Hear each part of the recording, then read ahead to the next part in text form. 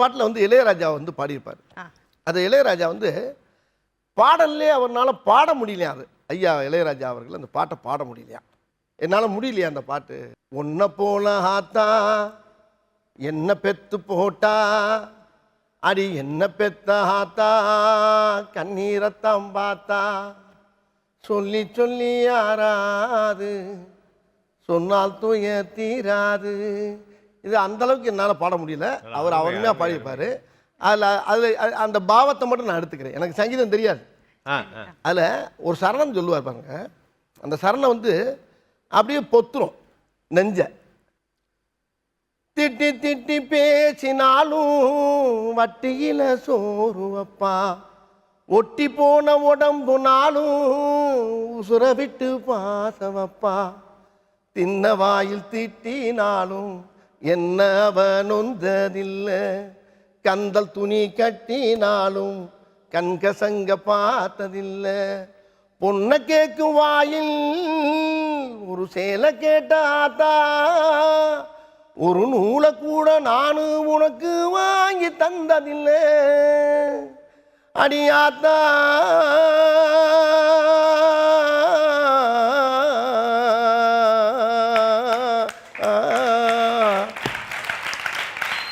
உன்னை போல ஆத்தா என்ன பெத்து போட்டா, அடி என்ன பெத்த ஆத்தா கண்ணீரத்தான் பார்த்தா அப்படின்னும் போது அதை தாய் மேலே பாசம் இல்லாதவனுக்கு இந்த பாட்டை ஒரு 4 வருடம் கேட்டான்னா, ஏன்னா ஒரு ஈயரும் கூட கிடைக்காம அந்த புள்ளையை வளர்த்து லேசாக என்ன சின்ன லேசாக ஒரு புள்ள ஆகி போச்சுன்னா அவர் செய் தீடு போய் கலக்கு அப்படின்பா.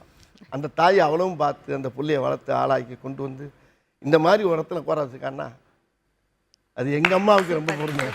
இந்த பாடலை பற்றி நீங்கள் பாடும்போது நீங்கள் கண் கலங்கினதை நான் பார்த்தேன்.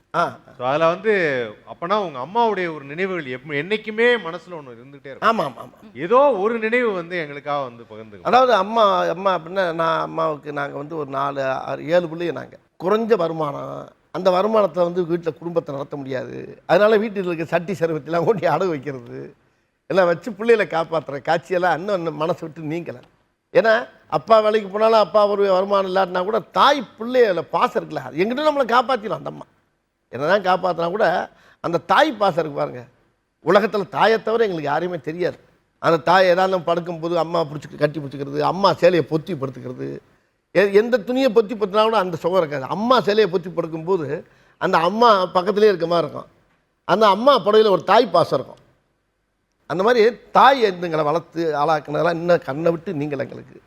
இப்போ அந்த அம்மா உட்காந்துருக்கு, ஏப்பா இப்போ விறகு வாங்கலையா அப்படிங்குது. விறகு காலமாக போயிடுச்சுமா, இப்போ பூரா ஸ்டவ் அடுப்பு. அந்த அம்மா உட்காந்து அப்படியே பார்த்துக்கிட்டு டிவியை பார்த்துட்டு அழுதுகிட்டு ரசிச்சுக்கிட்டு கை தட்டிட்டு உட்காந்து, என் மகனா அப்படின்னு, கற்றவர் சபையில் உனக்காக தனி இடமும் தர வேண்டும், உன் கண்ணில் ஒரு துளி நீர் வந்தாலும் உலகே அளவேண்டும் அப்படின்னு சொல்லுவார் கவிஞர். அதனால் நம்ம வந்து அந்த இந்த அளவுக்கு உட்கார்ந்த காரணமே அந்த தாய் தான்.